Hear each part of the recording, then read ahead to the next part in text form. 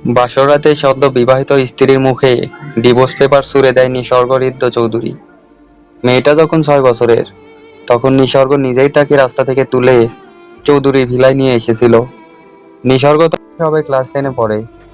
School ছুটির পর গাড়ি করে ফিরছিল। হঠাৎই মেয়েটা তার গাড়ির সামনে এসে পড়ে। পিচ ঢালা রাস্তায় পড়ে যাওয়ার দরুন হাঁটু ছিলে যায় বেশ খানিকটা। মেয়েটাকে দেখেই গা গুলিয়ে উঠে নিসর্গের। পরনে পুরনো ছেঁড়া একটা জামা, খালি পা, নাক থেকে শিং ঝরছে, হাতে পায়ে ধুলোবালি মাখা। নিসর্গ নাক সিটকে দূরে সরে যায়। ড্রাইভার ত্বরিত মেয়েটাকে নিয়ে ফার্মেসিতে ছুটে যায়।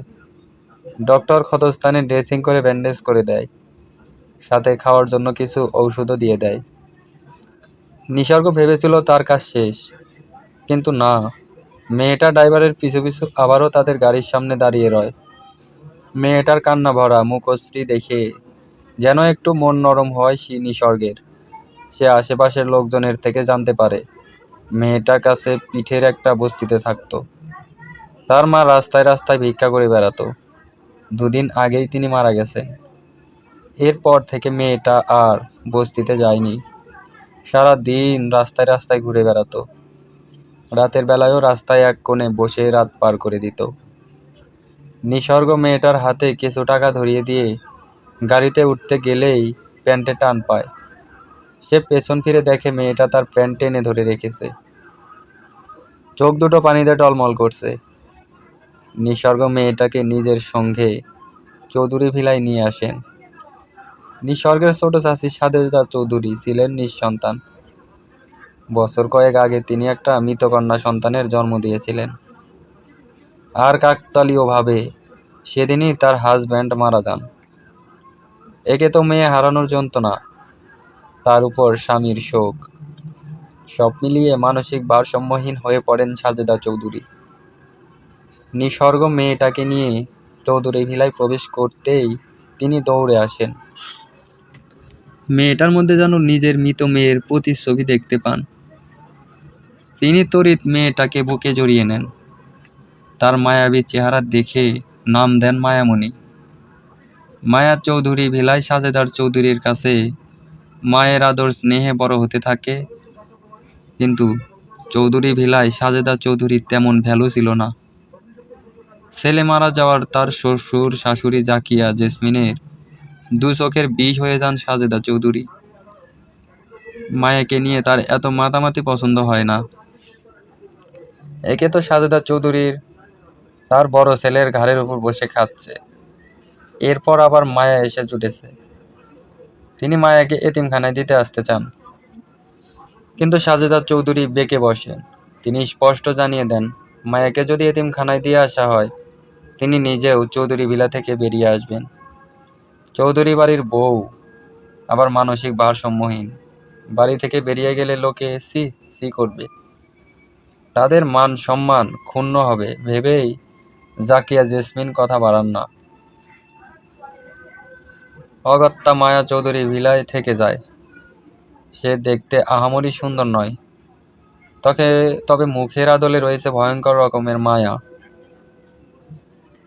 মায়ার মায়াবী চেহারা, তোতা পাখির মতো মিষ্টি মিষ্টি কথা, অমায়িক ব্যবহার আস্তে আস্তে চৌধুরী ভিলার কিছু সদস্যের মনে দাগ কাটে। তারা ধীরে ধীরে মায়াকে নিজেদের মনে জায়গা দিতে শুরু করে। তাদের কাছে মায়া হয়ে ওঠে চৌধুরী ভিলার একজন। নিসর্গের একমাত্র ছোট বোন নিদ্রা, মায়ার সমবয়সী। দেখতে যেমন সুন্দর তেমনি অহংকারী। নিভ্রা 2 চোখে সহ্য করতে পারে না মায়াকে। নিভ্রার বাবা রাজন চৌধুরী ছিলেন কোমল হৃদয়ের মানুষ। তিনি মায়াকে নিভ্রার স্কুলে ভর্তি করিয়ে দেন। নিভ্রা তেলে বেগুনে জ্বলে ওঠে। মায়ার সাথে এক গাড়িতে এক স্কুলে পড়তে রুচিতে বাধে তার। নিভার মা নীলিমা চৌধুরী তার স্বামীর কাছে মেয়ের অসহযোগিতার কথা জানান, কিন্তু তিনি ব্যাপারটা আমলে নেন না। আর তাতে শুরু হয় মা মেয়ের এক নীরব ষড়যন্ত্র। তারা শখ কষেন কিভাবে মায়াকে চৌধুরী ভিলা থেকে তাড়িয়ে দেওয়া যায়। তারা এমন কিছু করতে চায় যাতে সাপও মরে আর লাঠিও না ভাঙে। রাতের নিস্তব্ধতায় নিভরা ছায়ার মতো উঠে আসে। পরিকল্পনা মাফিক তার মায়ের গয়না নিয়ে মায়ের স্কুল ব্যাগে রেখে আসে নিঃশব্দে। সকাল হতে না হতেই নীলিমা চৌধুরীর চিৎকার চেঁচামেচি শুরু হয়ে যায়। জাকিয়া জেসমিন ফ্ল্যাটের প্রত্যেকটা রুম তন্ন তন্ন করে খুঁজেও গয়না পান না। অবশেষে মায়ের রুমে গিয়ে গয়নার খোঁজ পাওয়া যায়। নীলিমা চৌধুরী যেন এই সুযোগেরই অপেক্ষায় ছিলেন। তিনি অগ্নি চোখে মায়ের দিকে এগিয়ে যান। 2-3টা থাপ্পড় দিয়ে মায়াকে চৌধুরী ভিলা থেকে বের করে দিতে যান। নিসর্গ এসে নীলিমা চৌধুরীকে আটকে দেয়। একমাত্র নিসর্গের জন্যই চৌধুরী ভিলায় মায়ের ঠাঁই হয়। কিন্তু এই ঠাঁই মানেই তো ভালোবাসা নয়।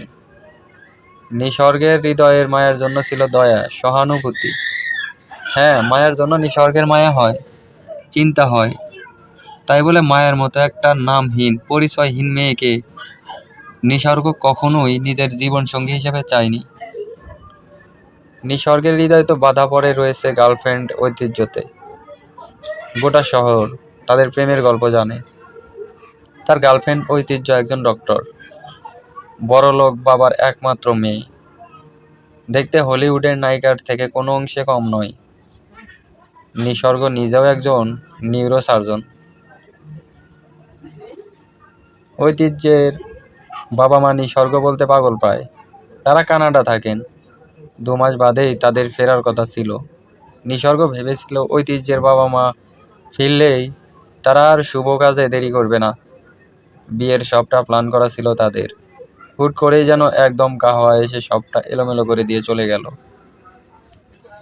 যে মেয়েটাকে সে রাস্তা থেকে তুলে এনেছে, নিজের বাড়িতে ঠাঁই দিয়েছে, চোখের সামনে শৈশব কৈশোর পেরোতে দেখেছে, যাকে বোনের নজরে দেখেছে, সেই মেয়েটা তার বিবাহিত স্ত্রী ভাবতেই মাথায় রক্ত চড়ে যায় নিসর্গের। সে রাগের বর্ষবতী হয়ে মায়ার মুখের উপর ডিভোর্স পেপার ছুঁড়ে দেয়। মায়া কিছু বলে না, না কাঁদে না প্রশ্ন তোলে, শুধু হতভম্ব হয়ে দাঁড়িয়ে রয়। সে নিজেও নিসর্গকে সম্মান শ্রদ্ধা করে, নিসর্গকে নিজের আশ্রয়দাতা মনে করে। নিসর্গের মতো সেও এই বিয়েটা মানতে পারেনি। মায়াকে চুপ থাকতে দেখে নিসর্গের রাগ বেড়ে যায় শতগুণে। নিসর্গ মায়ার গাল চেপে ধরে, বজ্রকণ্ঠে বলে, খুব লোভ না তোর? ভুলে গিয়েছিস সেসব দিনের কথা? একদিন আমি তোকে রাস্তা থেকে তুলে নিয়ে এসেছিলাম, আর আজকে তুই আমার এত বড় একটা সর্বনাশ করে দিলি। চরিত্রে দাগ লাগিয়ে দিলি আমার ক্যারিয়ার, ভালোবাসা সব শেষ হয়ে গেল। কেন করলি এটা? বল, কেন করলি? নিসর্গ এমনভাবে মায়ার গাল চেপে ধরে রেখেছে, মায়ার মনে হচ্ছে যেন তার প্রাণটাই বেরিয়ে যাচ্ছে। ব্যথায় চোখ থেকে অঝোর ধারায় বৃষ্টি পড়ছে।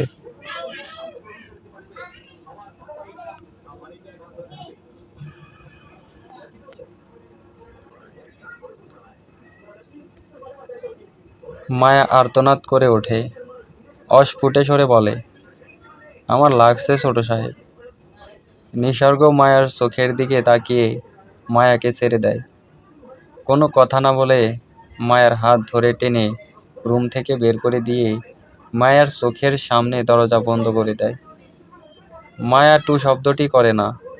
তার চোখে অশ্রুর বদলে যেন প্রত্যাশাহীনতার এক স্নিগ্ধ স্তব্ধতা।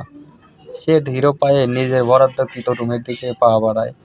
ঠিক তখনই পেছন থেকে পুরুষালী একটা শক্ত হাত এসে মায়ার কোমর আঁকড়ে ধরে। তাকে একটানে রুমের মধ্যে নিয়ে গিয়ে ভেতর থেকে দরজা লক করে দিয়ে মায়াকে এক ধাক্কায় বিছানায় ছুঁড়ে ফেলে দেয়। মায়া কিছু বুঝে ওঠার আগেই লোকটা মায়ার উপর ঝাঁপিয়ে পড়ে। চলবে ইনশাল্লাহ। গল্পের নাম হচ্ছে হুজুরে আসো আমার বুকেরই বা পাশে। তো হ্যালো বন্ধুরা, গল্পটি কেমন হয়েছে অবশ্যই অবশ্যই কমেন্টে জানিয়ে দিবেন। আর হ্যাঁ, যারা গল্প পড়তে শুনতে ভালোবাসেন তারা আমার চ্যানেলটি সাবস্ক্রাইব করে পাশেই থাকবেন। ধন্যবাদ সবাইকে, ভালো থাকবেন।